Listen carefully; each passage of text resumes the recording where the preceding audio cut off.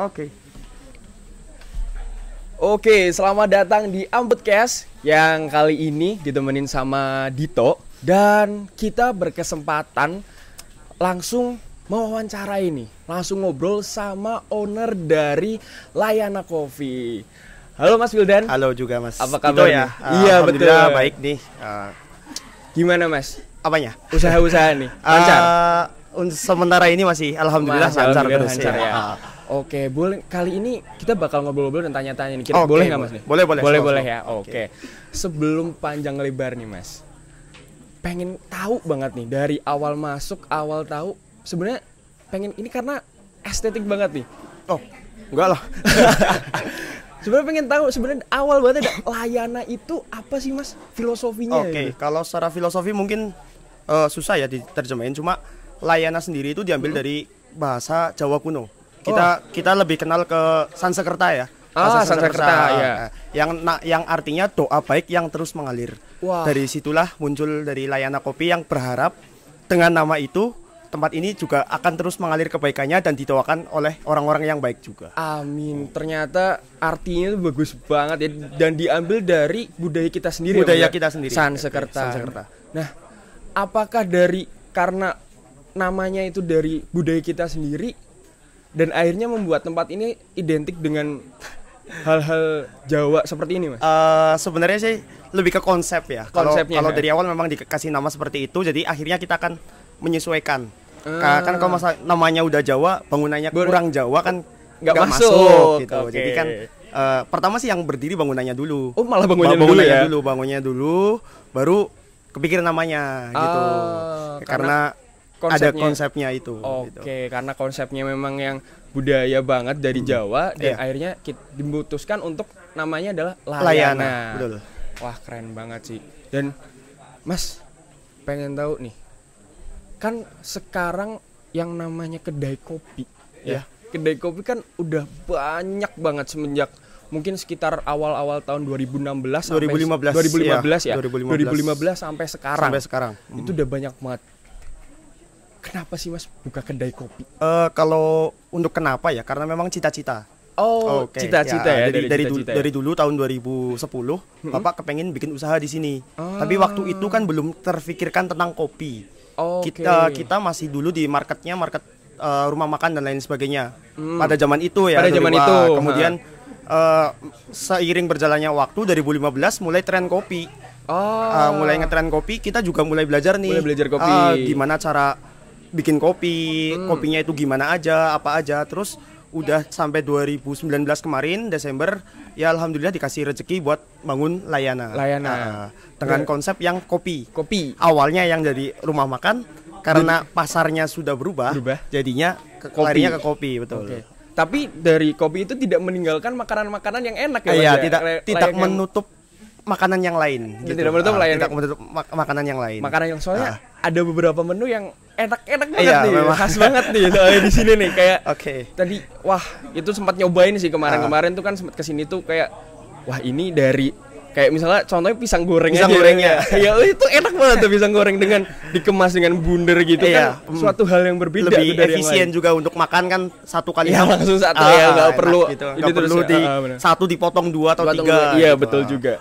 Nah ngomong-ngomong juga makanan yang beda Mas, kan Layana ini kan kalau bisa dibilang nih tempatnya itu agak masuk ya Mas ya? Sebenarnya sih nggak terlalu masuk, cuma agak jauh dari kota. Nah itu apa sih Mas yang bikin orang tuh sampai segini banyak itu loh, segini banyak tahu Layana di sini dan luar biasa pada antusias banget walaupun hujan ya tadi sempat hujan badai.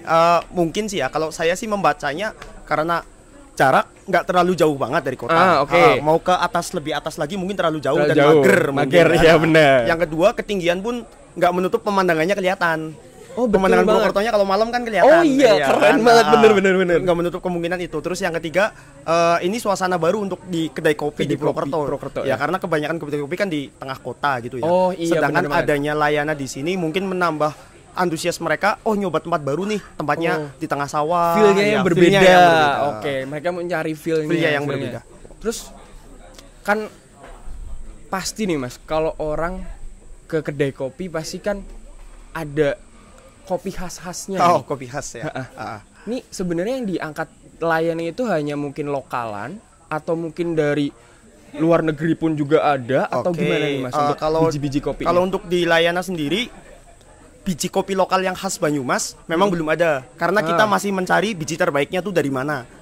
Karena belum ketemu. Tapi kita ambilnya itu biji Indonesia semua. Indonesia semua. Cuma memang untuk khasnya yang di Banyumas ya terutama ya kita karena belum menemukan biji terbaiknya atau mungkin sudah ada, mungkin barangkali teman-temannya Masnya kalau ada biji kopi langsung Purwokerto atau enggak Banyumas terbaik bawa ke Layana, nanti kita cupping bareng-bareng gitu aja. Tuh langsung aja ya Mas, langsung bawa aja ke sini. Nanti kalau saya cocok, saya akan ambil.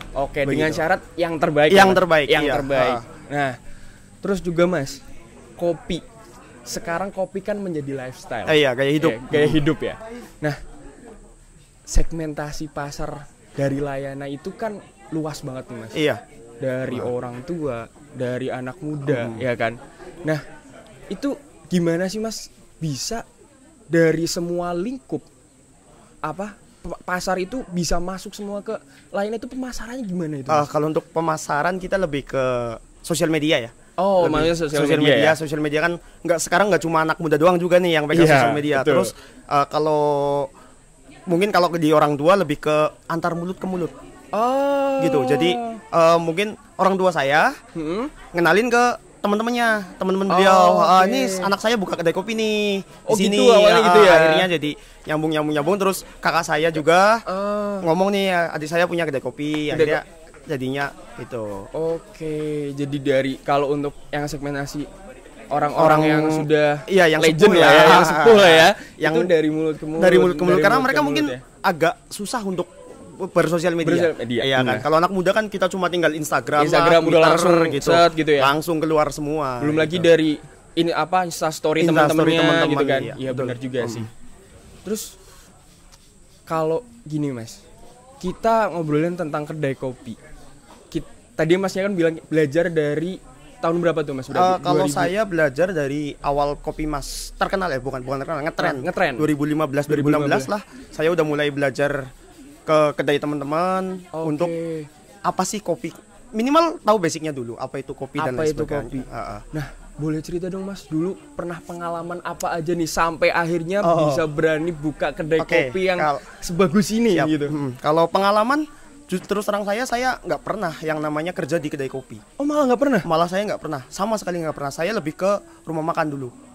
Di rumah makan, di salah satu rumah makan yang cukup terkenal juga di Purwokerto. Saya sekitar 2 tahun.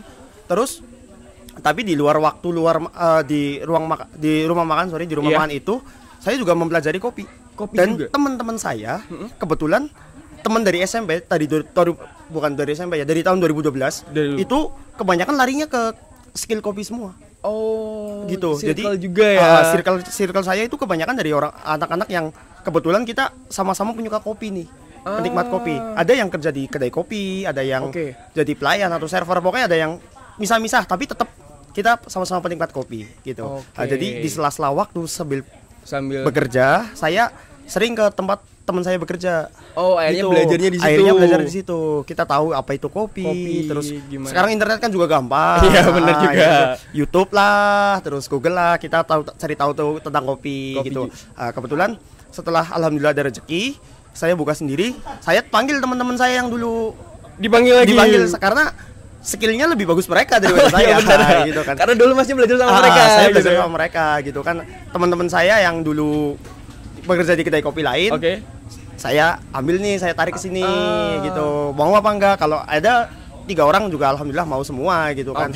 Jadi mereka kan punya keahlian masing-masing gitu kan. Jadi saya sekarang pun saya masih belajar. Bagaimana cara ngulik lah istilahnya dari kopinya. Iya, ngulik dari kopinya gitu. Sama mereka. Kita berempat di sini, berlima ya, sama satunya lagi libur. Kita semuanya sama-sama belajar. Karena kan masing-masing anak punya metode sendiri-sendiri. Betul, benar-benar. Setiap barista itu punya metode sendiri-sendiri ya. Gitu. Tapi kalau basic makanan memang dari saya semua. Karena saya dulu bekerja di rumah makan. Kalau basic makanan pakai bumbu saya semua. Tapi untuk kopi kan nggak mesti nih. Anak-anak ada yang tangannya kayak gini, ada yang harus kayak gini gitu loh. Jadi kita semua sama-sama belajar. Kalau bisa dikombinasikan itu akan lebih bagus. Karena dari macam-macam ciri khas barista ketika disatuin itu akan membuat suatu hal yang berbeda. Jadi si A sama si B kan beda kan tekniknya, tapi ketika dikombinasikan akan muncul rasa yang seperti apa, akan muncul yang seperti apa gitu. Jadinya disitulah kita mulai belajar bersama-sama. Sampai sekarang pun masih belajar. Masih belajar. Pantes. Emang bener teman-teman. Makanan di sini sangat luar biasa enak ya. Ada ciri khasnya gitu. Maksudnya bumbunya itu kayak beda dari yang lain. Kerasa bumbunya, kalau orang bilang tuh kerasa bumbunya. Dan kopinya ternyata memang barista di sini itu memang sudah berpengalaman sebelumnya ya. Luar biasa dari tahun 2015. Ya 2015 2016 lah dulu waktu boomingnya mengenai kopi gitu ya. Apalagi muncul film filosofi kopi. Iya bener. Itu tuh pasarnya gitu meledak banget gitu. Wah, kita cobain dulu nih kopi susu. Rasanya tuh pas. Bener-bener pas. Jadi buat teman-teman yang pencinta kopi dan apalagi pencinta makanan dan kopi, itu wajib banget ke Layana. Karena tadi ownernya udah bilang sendiri nih ya. Ownernya udah bilang sendiri bahwa memang pengalaman yang di sini tuh luar biasa hebatnya. Dari Mas Wildan sendiri memang pengalaman di restoran, di rumah makan, dan teman-temannya itu sudah belajar kopi dari mulai awal kopi itu awal booming. Kopi booming lah, masuk di Purwokerto gitu. Di Purwokerto 2015 mereka udah belajar, bayangin. 2015 sampai 2021 nih, 6 tahun. 5 tahun 6 tahun lah ya. 5 tahun 6 tahun lah kurang lebih. Udah bergelut di bidang itu. Gimana enggak enak coba. Tapi kan mungkin di sana masih ada tetap yang lebih enak. Iya, gitu kan. Tetap aja. Tidak menutup kemungkinan. Cuman tetap harus coba. Tetap harus coba. Harus kesini. Mulai aja dulu. Terus Mas, di masa pandemi ini nih, ada nggak sih kendala-kendala yang sampai ke Layana tuh berdampak banget gitu? Oke, untuk kendala ada ya, terutama karena ini musim pandemi kan, kita diwajibkan nih untuk 3M ya, mencuci tangan, jaga jarak, dan memakai masker gitu kan. Kalau dulu awal kita startup itu 2019 Desember, awal coronanya di China dulu, terus kemudian masuk di Indonesia. Kebetulan waktu lagi istilahnya selesai babat alas, kalau orang Jawa babat alas tuh memulai kan, udah selesai 3 bulan Maret lockdown, tutup. Kita sempat libur dulu nih, selama 1 bulan full kita libur, nggak ada yang berangkat, nggak ada yang apa, pokoknya karena memang kondisinya ini kan keadaan alam yang tidak bisa diprediksi kan ya benar. Terus di bulan Juni puasa lah waktu itu, Ramadan, kita udah mulai buka, ayolah bangkit lagi gimana. Tapi dengan mengikuti protokol yang sudah ditetapkan sama pemerintah. Benar banget. Jangan lupa tuh ya tadi ya dibilang sama Mas Wildan, 3M ya Mas. 3M. Iya. Pakai masker, mencuci tangan, menjaga jarak. Sebenarnya ada satu lagi, makan enak. Sama minum kopi. Kopi, makan enak itu tambahan tuh ya. Tambahan benar banget. Nah, karena kan kalau bahagia kan imunnya jadi bagus dan kalian akan terhindar dari corona. Nah, Mas, untuk terakhir nih, Mas. Oke, untuk terakhir nih. Kira-kira Mas ada pesan atau sebuah petuah nggak buat para pemuda-pemuda sekarang yang mana di zamannya corona ini pada akhirnya mageran gitu? Oke, kalau untuk mager sebenarnya lebih ke, ini subjektif sih ya. Kalau menurut saya ini lebih ke sifatnya orangnya gitu kan. Tapi nggak apa-apa kalau anda mager tapi anda produktif, nggak apa-apa. Tapi jangan sampai anda mager nggak produktif. Iya, udah mager tiduran terus kan nggak produktif. Tapi kalau mager sambil lah jualan all shop atau apa, nggak masalah. Tetap ada harus survive gitu. Berarti jangan boleh mager tapi tetap produktif. Terus yang jelas terus belajar, jangan berhenti belajar, dan yang terakhir mulai aja dulu. Apapun, mau kemana pun kita, apapun halangannya, tetap dimulai aja dulu dan jangan pernah menyerah. Mungkin kali ini cukup sekian. Boleh, nggak apa-apa. Dan terima kasih banget nih buat Mas Wildan yang luangkan waktu di tengah-tengah kesibukannya, karena di sini lagi ramai banget. Iya, memang ini lumayan ramai ini. Dan terima kasih banget, dan mungkin Mas Wildan bisa say hi untuk teman-teman dari apa tadi nama podcastnya? Amikom ya. Amikom Purwokerto. Tetap jaga kesehatan kalian, tetap berbahagia, jangan lupa makan dan ngopi.